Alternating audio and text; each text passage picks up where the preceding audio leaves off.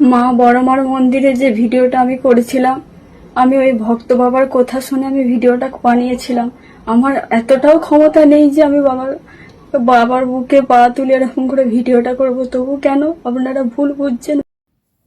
বলছি দিদিভাই, তোমার ব্যাপারটা বুঝতে পারছি।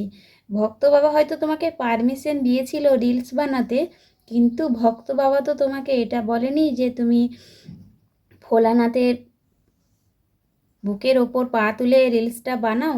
তো হয়তো ভুলবশত তুমি বানিয়ে ফেলেছো, তো সেটা সবার চোখেই পড়েছে। ঠিক আছে, সবার চোখে যেটা পড়েছে সেটা তো তোমাকে মেনে নিতে হবে দিদিভাই।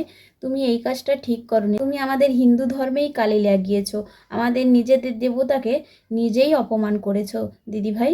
এখানে আমরা স্পষ্টই দেখতে পাচ্ছি যে তুমি কি করেছো না করেছো। এখন কিছু কান্নাকাটি করলেও হবে না, আমরা সবাই দেখতে পাচ্ছি। যেটা হয়তো তুমি বলছো যে মা হয়তো আমার ওপর ভর করে এই কাজটা করেছে, মা হয়তো চায়নি তুমি রিলস ভিডিওটা বানাও, কারণ আমরা নিজেদের স্বামীকে নিজেরাই ভাগ করতে পারি না কারুর সাথে। তার উপর তুমি আবার বাবা ভোলানাথের বুকের ওপর পা তুলে রিলস বানিয়েছো, তার জন্য বড় মা মেনে নিতে পারেনি।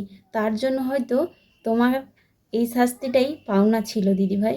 তুমি ভাইরাল যদি হওয়ার ছিল, তবে এভাবে না হয়ে তুমি এমনি ভিডিও বানালেই ভাইরাল হতে। ভাইরাল হওয়াটা কিন্তু ভাগ্যের ব্যাপার দিদিভাই, কপালে যদি থাকে তুমি এমনিতেই ভাইরাল হয়ে যেতে। কিন্তু এইভাবে ভিডিওটা করে তুমি ঠিক করনি। যেহেতু সোশ্যাল মিডিয়া সবার কাছে নয়, সবার চোখেই ধরা পড়েছে কাজটা। ঠিক আছে, রিপোর্টার বলছে ভাইরাল করে দিয়েছে, বাবা বলছেন নাকি রিপোর্টার নাকি ভাইরাল করেছে। রিপোর্টাররা যদি ভাইরাল করেছে, তাহলে সোশ্যাল মিডিয়ার চোখের কাছে কি নেভা হয়েছে নাকি? সোশ্যাল মিডিয়া এত মানুষ দেখে তোমার ভিডিওটায় এমনি এমনি খালি গালাগাল করছে দিদিভাই। এমনি এমনি কেউ গালাগাল করছে না দিদিভাই। তুমি যদি ঠিকভাবে ভিডিওটা বানাতে, তুমি বাবার বুকের ওপর না বসে যদি বাবার পায়ের ওপর বসে ভিডিওটা বানাতে, পায়ের কাছে নিচে বসে যদি ভিডিওটা বানাতে, তাহলে এতটাও কারোর চোখে পড়তো না। ঠিক আছে, তো ভক্ত বাবা যে বলছে যে রিপোর্টাররা ভাইরাল করেছে, তো রিপোর্টাররা ভাইরাল করেছে মানছি, কিন্তু রিপোর্টার যেটা ভাইরাল করেছে সেটা তো কোনো কিছু খারাপ ভাইরাল করেনি, তাই না? তো আমাদের হিন্দু ধর্মের যে চুনকালি লাগিয়েছে দিদিভাইটা, এটা কিন্তু ঠিক করেনি। হয়তো ভুলবশত করেই ফেলেছে, কিন্তু ভুলের মাসুল তো তাকে পেতেই হবে। যেহেতু স্বয়ং মা বড় মা এটা চায়নি যে ভিডিওটা দিদিভাই তুমি করো, যদিও করে ফেলেছো, কিন্তু ঠিকভাবে করলে হয়তো মা তোমার উপর সন্তুষ্টই হতো।